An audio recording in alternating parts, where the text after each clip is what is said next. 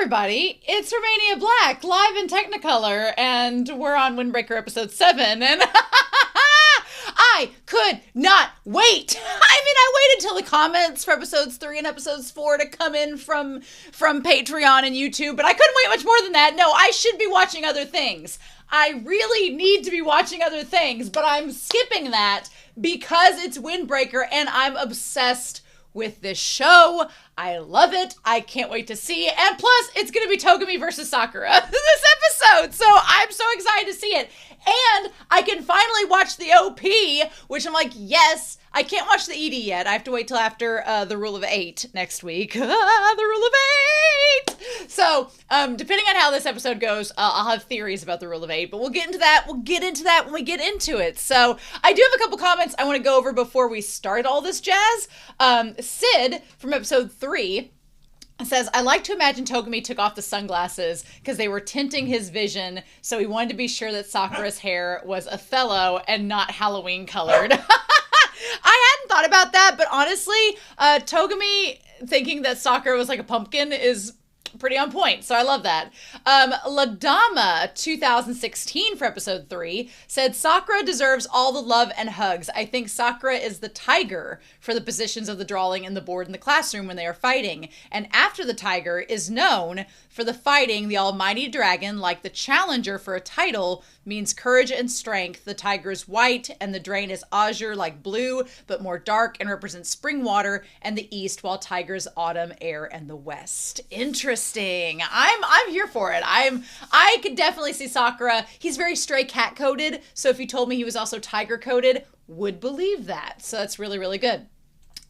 Black Widow Queen, episode 3, says the way that each Bofurn character in this series gets to customize their school uniform to their heart's content is so fun. Like Hiragi doesn't even wear the uniform pants. No, he wears the tightest leather pants he can find! It makes for a lot of fun character designs while also keeping a unified look with their jackets. Yes, it's what I imagined. I never went to a school that had a uniform dress code, but I always imagined if I had to wear a uniform, I would just get it to be like personalized. So that's what kind of I imagine it of, but I really, really like that. Yeri for episode 4 says about the metaphor around Umamiya that you mentioned. All of the characters from Bofurn have a name of some plant in their names. Just like Sakura have Sakura, Umamiya have Ume, Nirai means elm, Hiragi means holly, and Sugishita means cedar. Oh, that would make sense. He's got some tough bark on him. That makes sense. Nice. I like it. Hiragi just wants somebody to kiss him under the mistletoe. So very festive like holly. Interesting. Cool. I like that. And then finally, Sunspots for episode 4 says something that you noted in the discussion is so important. These young people need an outlet and that broader point. Bit of a tangent, but the place where I live, a pretty neglected region anyway, historically, up until a couple of years ago, was impacted by over a decade of austerity policies. This entirely gutted funding for all manner of social programs, community centers, after-school activities, even just places where people could be without having to spend money. I can relate to that in my area. Hashtag rural problems. All of it was entirely decimated, and the region didn't have that many in the first place. And now, even if there was money to relocate and recreate these things, all the infrastructure to support it has been completely destroyed. So we just get a lot more antisocial behavior in our area and a whole bunch of people and politicians complaining about young people being so very horrible these days. Ugh, in tangent. Yeah, I feel like a lot of people try to counter it, but honestly, because we've gutted, at least in my country, because we've gutted so much of these resources and these programs for the sake of saving money, it's really isolated a lot of people because like in my hometown, there's no place for kids to hang out. There just isn't. There used to be a square with like a couple little shops, and there used to be like a little like club, like it was like Club 52 or something, but it was like a hangout, like a weekend hangout for kids. That doesn't exist.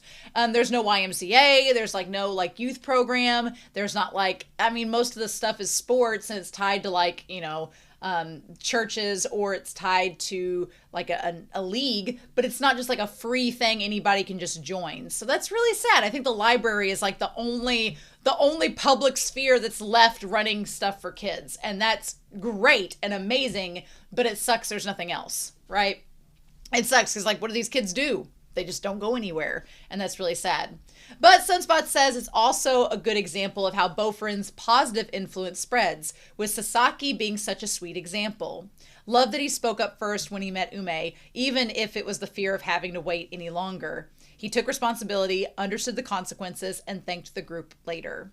Yeah, I like that too. I think that's really important. And I like what this series is representing so far in talking about how, these kids that are considered delinquents, they need something to kind of connect to. And that's kind of what Bofurin has been doing for them, giving them something to connect to as well. So that's really good. I appreciate that. But yeah, so thank you all so much for your comments. I've really appreciated it. I'm super excited to dive into this episode. I'm just so excited to see Sakura versus Togame. You know it's coming. We know it's happening. The question is, how is it going to go down and what's going to happen? So yeah, what are we going to do? So anyway, we're going to find out. We are going to dive into episode 7 of Windbreaker, and we are going to do that here in 3, 2, 1.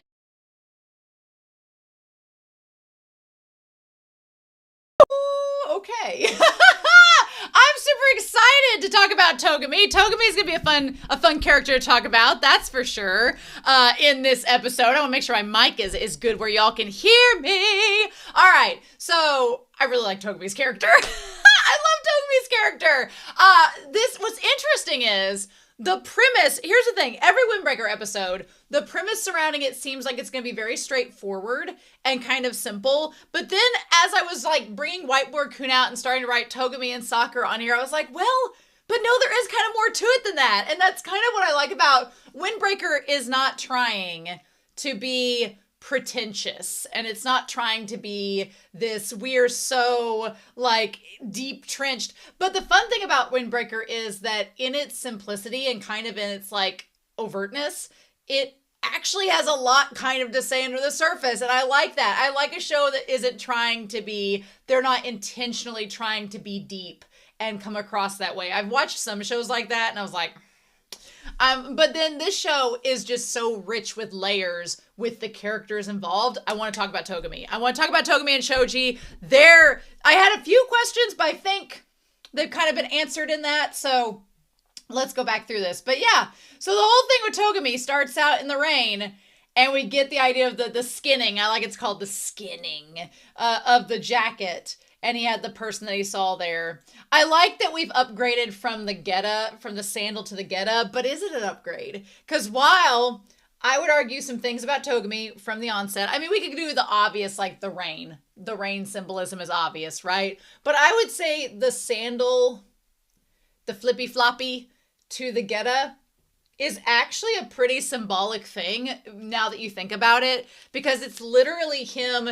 Even though it's appearing like it's elevating him, on first glance, I'm like, oh, he started out with the flippy floppies, moved on to the geta. It's his elevation of status to being second in command.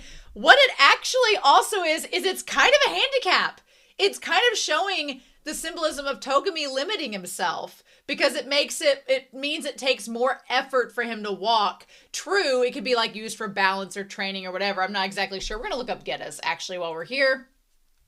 But I feel like it is also kind of limiting him, which is a symbol of how he is limiting himself because he's trying to follow Choji's dream, but that's not what he believes in. So he's kind of hurting himself in the process.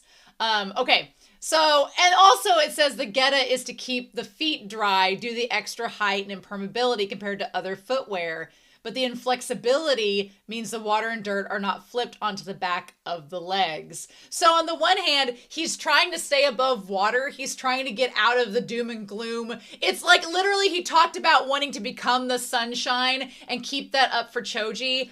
If your feet are dry, you're closer to the sun, right? So it's that, but also that idea of inflexibility kind of relates to him and his unwaveringness with Choji's dream to try to keep the Shishi Torin, like, you know, saying about fighting to win and about the devotees of power alive.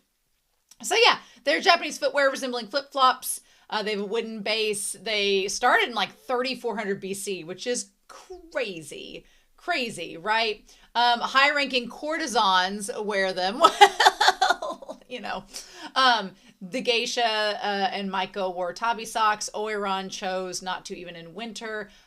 This style of geto is worn as visual distinction.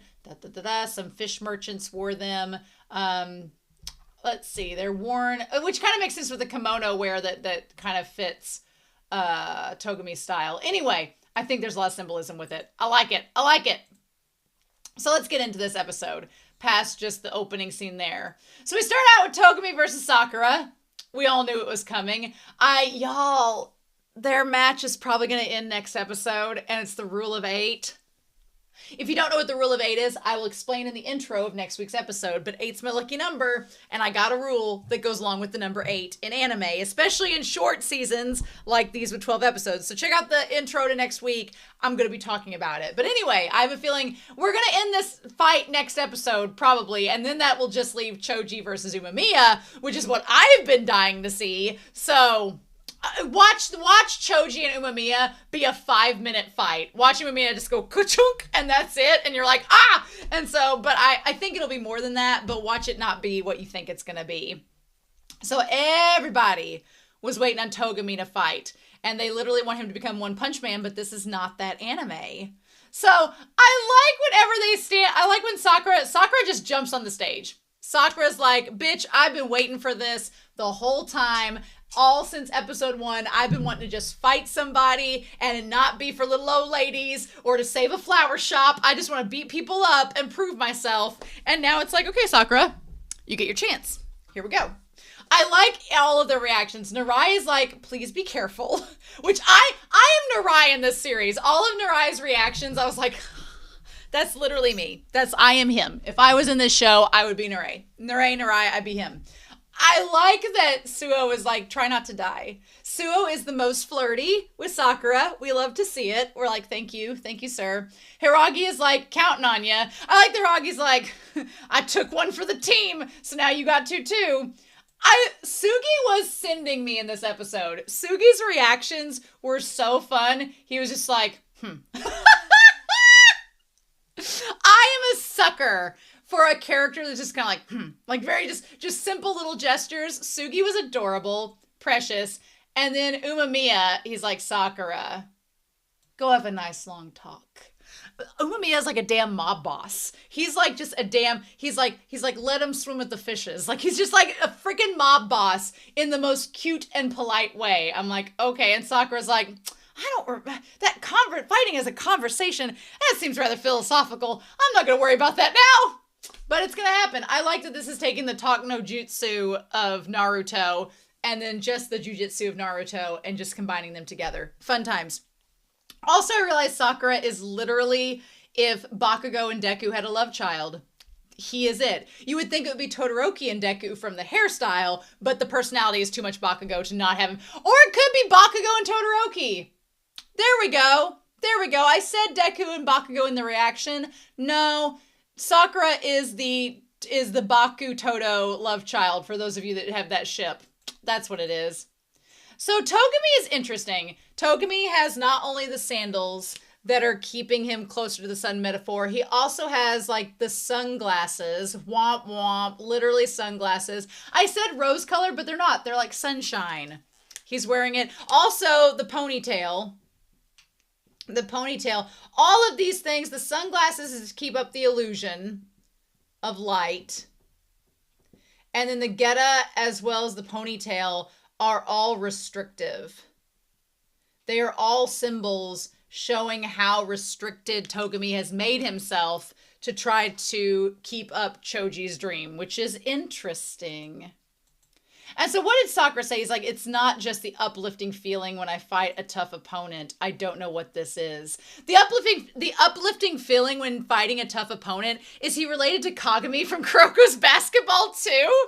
Maybe that's why I like Sakura so much. He has a Kagami feel to him. I like it. But yeah, he's like, I don't know what this is. And he's like, well, actually, as for tomorrow, I'm counting on all of you. I like Sakura getting a little taste of being depended upon. And that kind of ties to Hiragi. Hiragi had the same boat.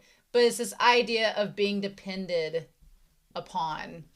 Which, honestly, It's kind of what Togame is too. Togame is also about being depended upon by Choji. That Choji and him kind of have this very weird yet interesting codependent relationship, which we're going to talk about.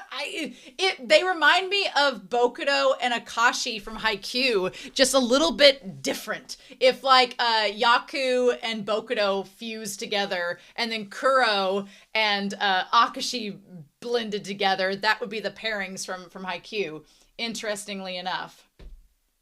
But he's like, I did say leave it to me. I like that there's a little touch of Sakura there, because Sakura, he's being depended upon, but he's not, he hasn't fully changed from how he was in episode 1, because he's not saying like, everybody's counting on me. He's just like, I did say I'd be the hero. And it's like, well, that tracks with, his personality in this. So yeah, he's like, it's not bad to be last, but sometimes it feels a bit lacking. And the fact that Togame just tossed the glasses aside like there was no importance to them surprised me, because I feel like the glasses had an importance, but no. Okay, let's talk real quick about the OP. Frickin' love the OP. So glad I can see it now. Love it. Love the song. Love the visuals. They're just like, it's like tomato porn. There's the shot of Togame. Okay, the shot of Umamiya, The shot of Umamiya with the tomato. I know that the boys from Boferen are symbolized by tomatoes, right? They grow, they're a little green on the gourd, they're not ripe, and then they ripen into these beautiful tomatoes, right? They start out as these ugly little weeds, and then they become these beautiful, delicious tomatoes. There's something about Umamiya offering the tomato to the camera that's giving like Lucifer vibes, or like the snake in the Garden of Eden. I know that's not symbolically what it represents at all, but it's very tempting. I'm not a tomato lover, but I do dig that visual. And the visual of all the desks stacked up against the board with Sakura sitting in front of it. Love it. Suo next to the red caution light in the stairwell looking mysterious as F. I love that.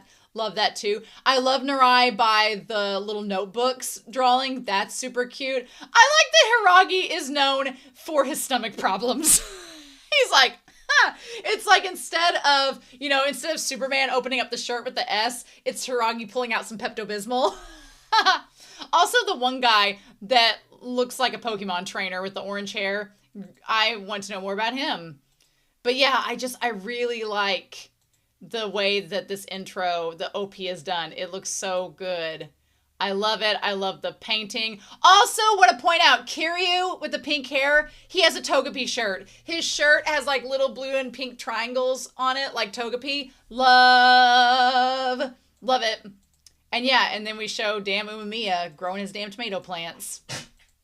And then we have Shishitorin in the red. Love it.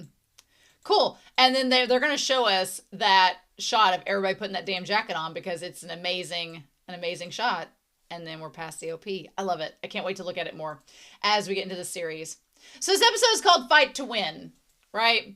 And we start out, Sakura made me nervous because he took the first swing.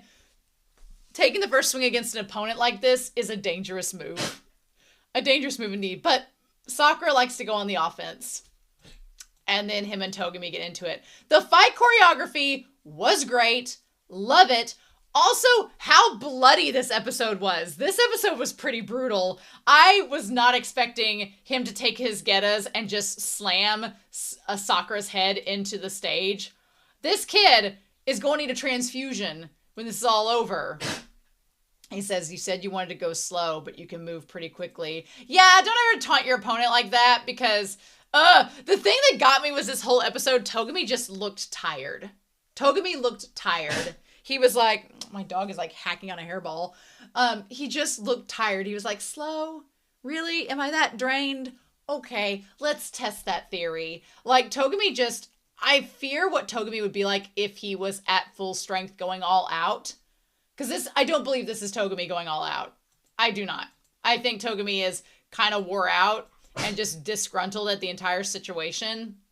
But Narai saying, is all that Sakura can do dodge? I'm like, Piccolo from Dragon Ball Z would be proud, y'all.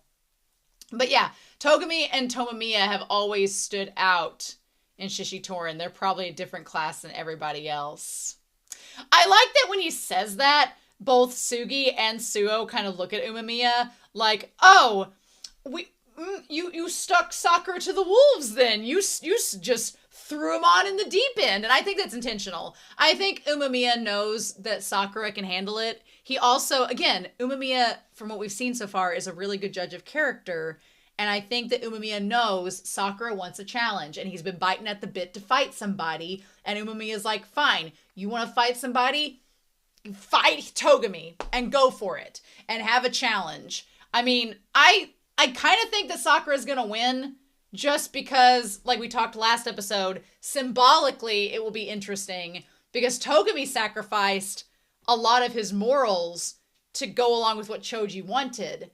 Would Choji sacrifice his morals to keep Togame in the gang, or will he skin him and boot him out if he loses? I don't know.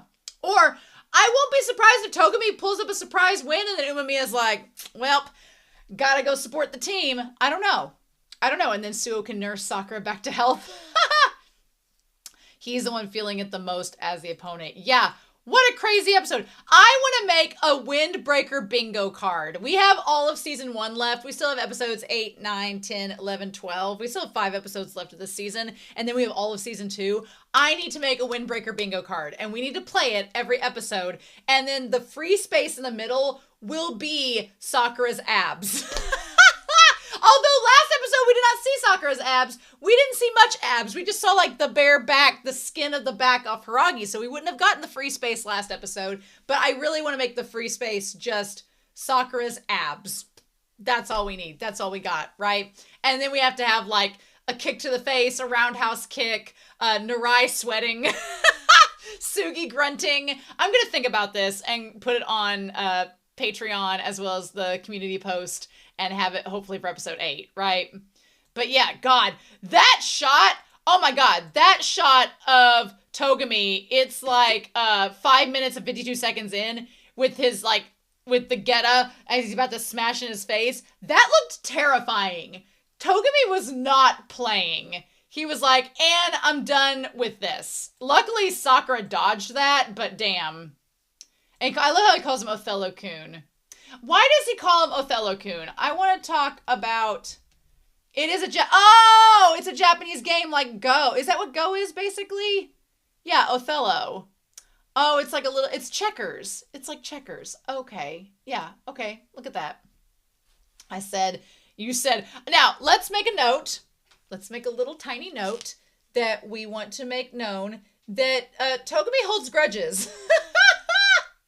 Togame holds grudges. He's like, hey, remember back when you said that I was lame? Yeah, I took that personally. I was like, oh, Sakura does not hold grudges. Sakura is like goldfish brain when it comes to the insults that he's given. The heartfelt stuff he holds on to, but the goldfish brain stuff, no.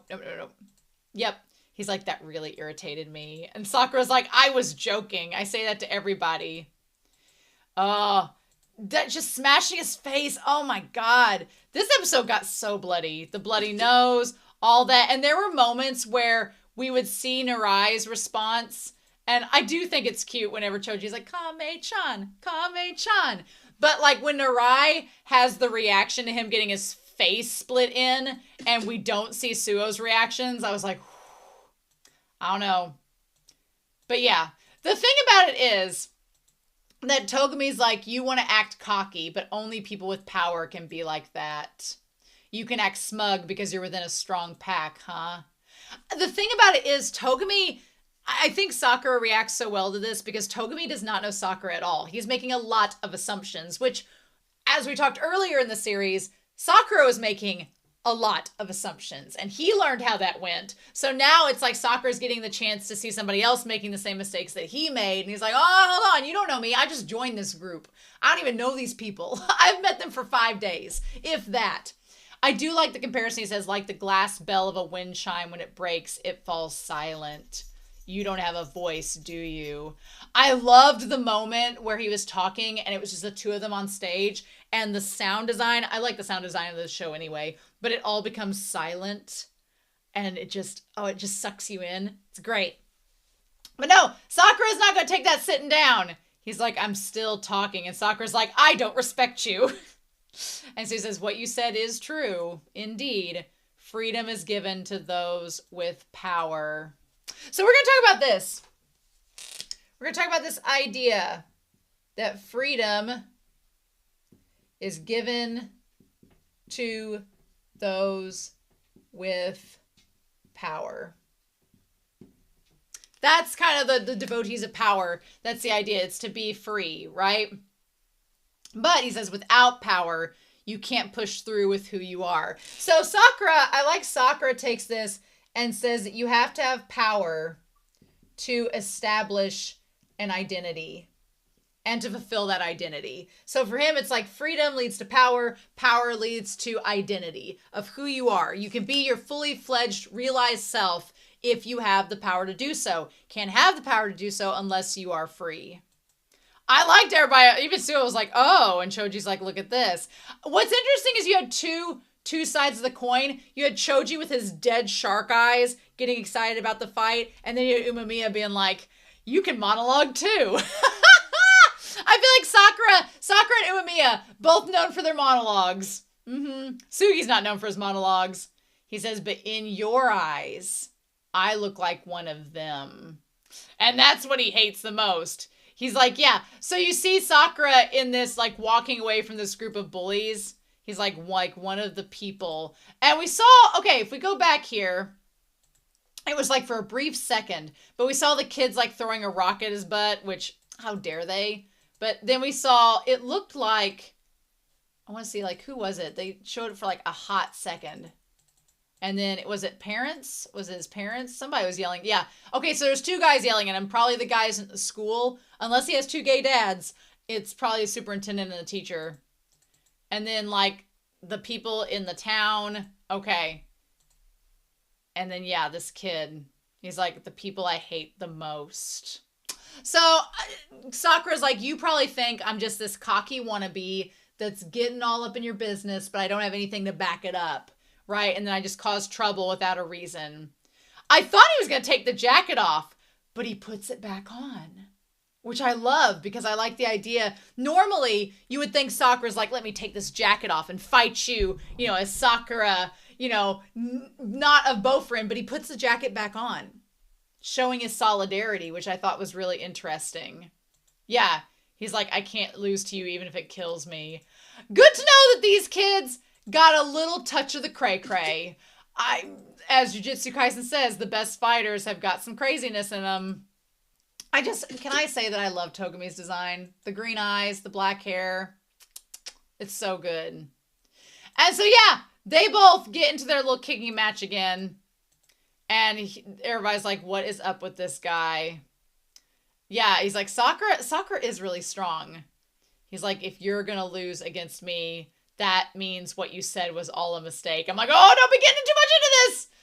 He's like, with that so-called devotion. Oh, that's what this means. Oh, so-called. That's the thing. Don't tell Togame it's so-called devotion, because that's where he gets a little bit upset. Because, to him and Choji, this is a very big deal. And this is very real. Also, Sakura's abs, full display. We made up for last episode this week. But Togame, my dude, he was not happy about that. Oh, I love that Togame just kind of like, let's loosen this. And he's like, you damn brat. Him smashing his head against the pavement was, he's like, what do you know about Shishitorin?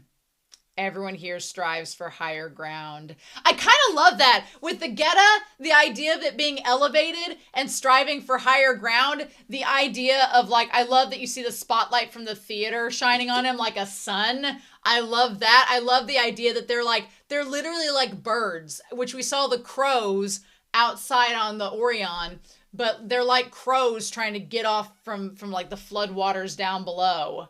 Freaking love it.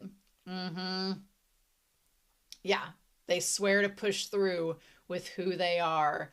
That is devotion to power. The funny and ironic thing is that what Choji and him are pushing through is not really who they are. It's who they think that they need to be, but it's not really who they are. I mean, I could definitely see why Bofrin would be called wannabe superheroes, because they really do have like the Superman mentality of like, we're going to save everybody. That sandal to the head, I wasn't expecting that. I thought it was going to be on his back. Oh, the weight of our power is greater. Yikes. What a shot of like Togame standing on his head. I liked it. Nere's like, oh my god. And Suo's like, he's not done yet. I was like, oh, Suo's the biggest shipper. Suo is like, no, he's got this. It's not over yet. Like, oh, Suo is like, it's almost like he's saying it as a prayer. He's like, he's fine. It's going to be okay. And damn, that when Sakura lifted his head up and you saw the blood on the stage, insane. He just says, change your name to the Bully Club. You pummel guys who are already down. And he's like, you chase around middle school kids. And that's when Togame's like, wait a minute, what? Middle school kids? He's like, I can't afford to lose to guys like you. So then Togame's like, wait a minute. I feel like he was going to smash his head in, but he's like, middle school. I didn't know about that. He's like, we didn't talk about that at the board meeting. We didn't get to that. If that had gone, I thought for a second it was going to go on his hand, and I was like, ah. But he's like, what are you talking about? What do you mean? And then he looks over and sees those guys, and he's like, oh, that's why you guys were there. So the thing is, Togame showed up thinking that Bofrin had just came to pick a fight and was like trying to break up the fight, which recontextualizes that whole first scene when they encountered them. Because it does now sound like Sakura was talking smack against him. But Togame didn't know that his own guys had been chasing this middle school kid. And he's like, wait a second. Why, I was wondering, what were you guys doing there? Like, Togame just looks done. He's like, do you care to explain? He's like, answer me. And they were like, oh, well, we saw this middle school kid we didn't recognize, so we were playing with him. He says it was Saru Atari who suggested it first. But yeah, at that point, excuses aren't going to work, and Togame just beats the crud out of him. And everybody in the gym is just like, we're going to let this happen, because they're like, what else are we going to say? Crazy. And then he just is like, he strips them of their jackets, and the thing that gets me is that Choji is just like, oh, come on, get back there and keep fighting. Like, Choji is the personification of ADHD personified. I have a friend that has ADHD and is just like, yep, what are we doing now? Okay, we're good. Right, let's go over here and do this and stuff. I'm like, if not, he is just the personification of energy. He is Sunny D in a bottle. Shake him up, let him go. Like, oh my gosh, Choji is just... He is a live wire. I love it. He's like, things were just getting good. So he goes back. He's like, sorry about that. Sorry I had that moment. So we get this. We talk about the symbolism of a scene, right? We cut to this flashback where there is a culture festival going on, or a giant festival in the town. There are kids playing games. There are people everywhere. There's just crowds of people. It seems very inclusive. Everybody's all hanging out. But the thing is, right across from this vibrant festival in the light, we not only go away from the light into like the dusty darkness, but we go down a level. We go over and down. So it's very much, I love symbolism like this because it's showing not only this group of delinquents that aren't welcome or don't feel welcomed into this environment, but it feels like they're a class or a step lower than everyone else, fighting in the dirt, while everyone else is above them on another level in the light. Love it, great.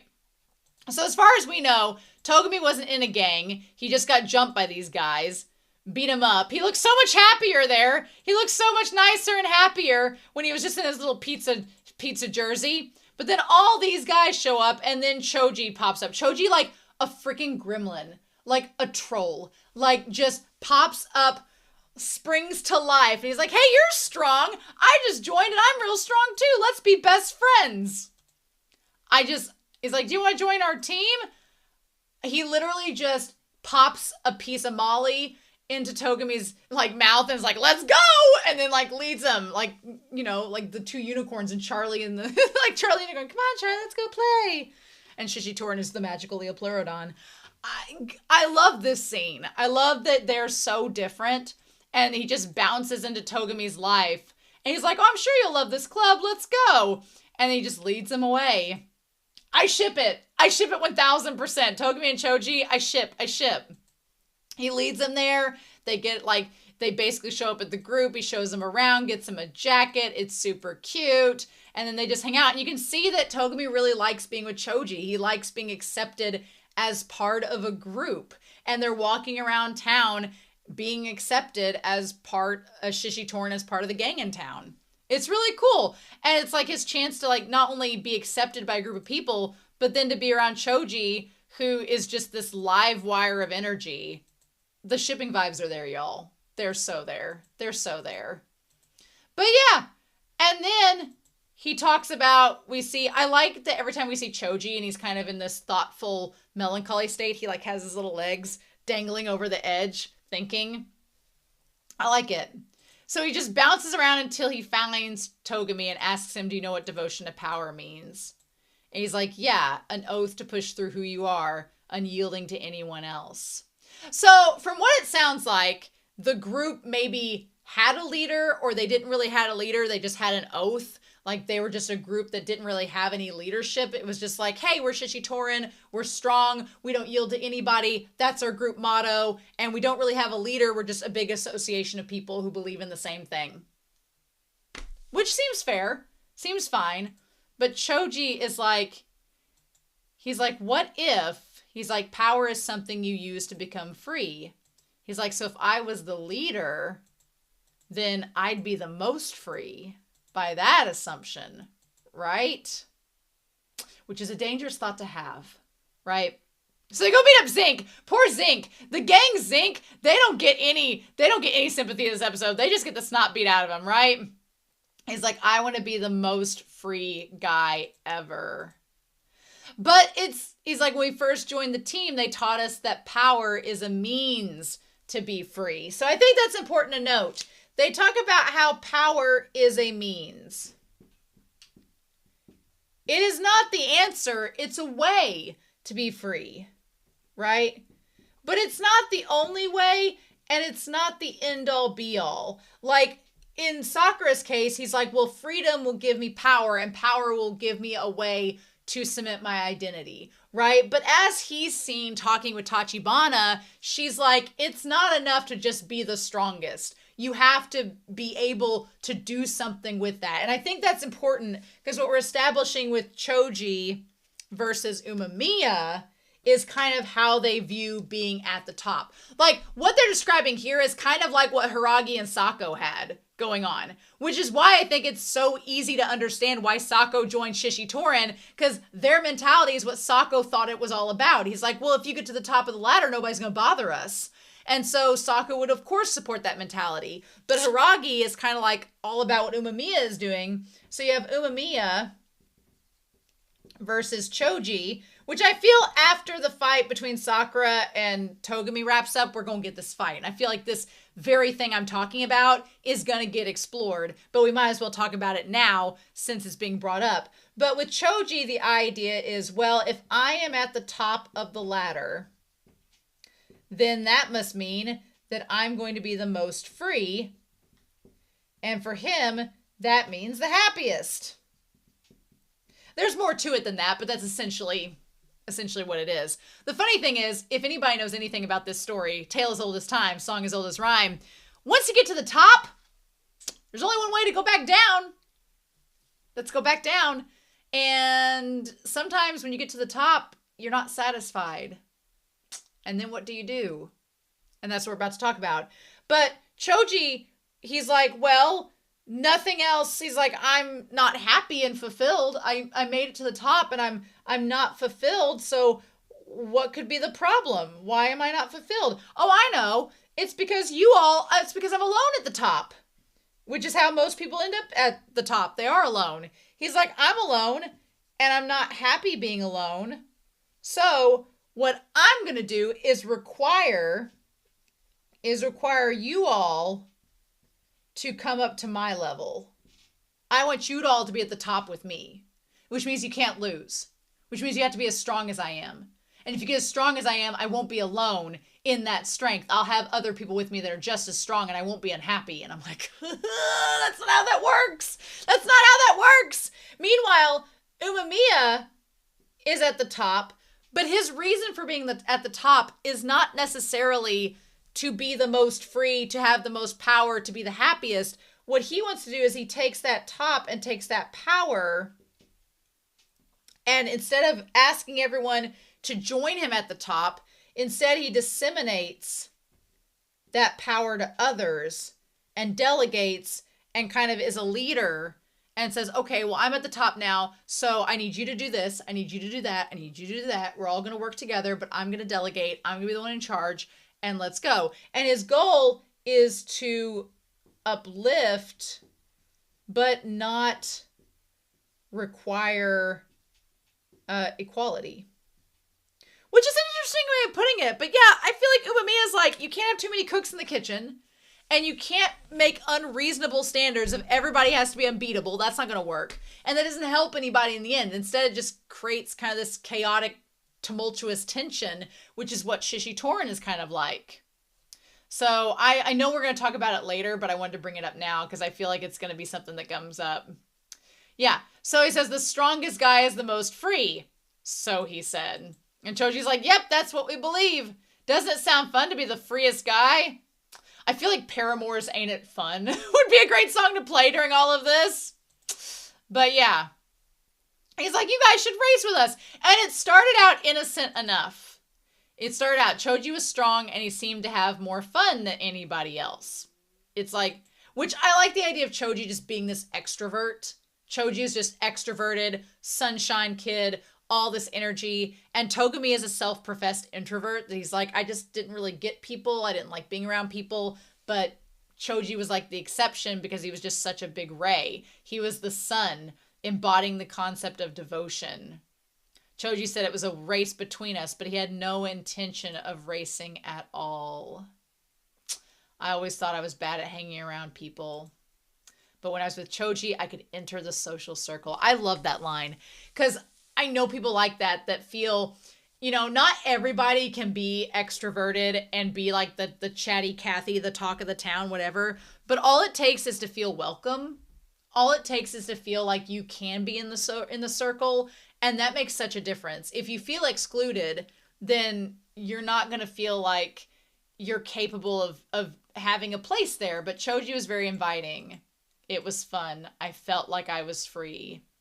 I thought the team would be even better if Choji became the leader. So yeah, the team didn't really have a leader until Choji.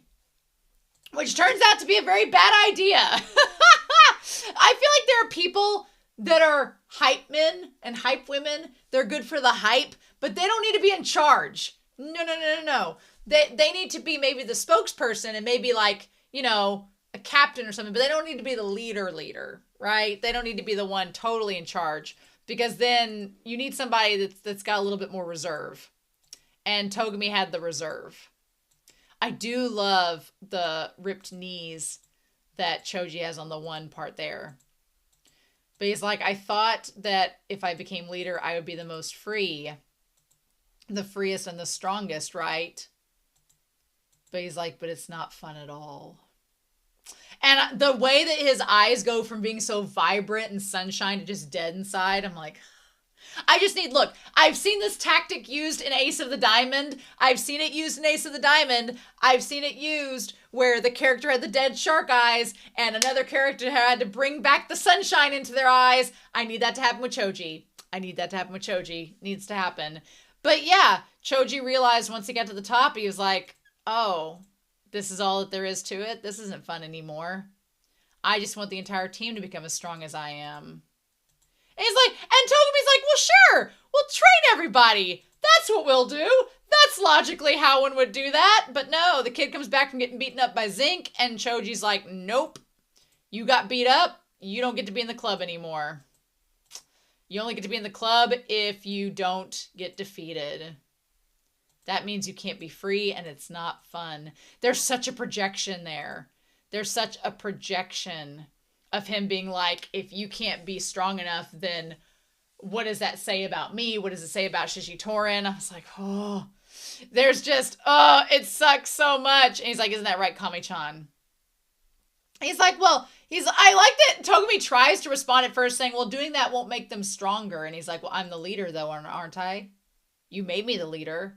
I'm the strongest. So aren't we going to listen to what I say? He's like, I'm not going to yield to anyone anymore. I'm going to decide. And if you don't understand, then get out. Poor Togame, because Togame was like trying to speak to him. But then on the one hand, you might be like, well, why doesn't Togame just try to talk some sense in Choji? Well, try and talk sense in Choji, no. But also, Togame kind of feels in a way like he owes Choji because Choji helped get him into this, like, community. So he can't just leave. He has nowhere to go. So instead, he's like, well, I'll just get behind him then. And I'll help Choji. He's like, I'll tell everyone your views. I'll do all the skinning, too. So you just leave it to me. Just keep smiling with the guys. It broke my heart in that moment because in that moment, he didn't want Choji to be depressed. He didn't want Choji to be sad. He's like, hey, you're the leader.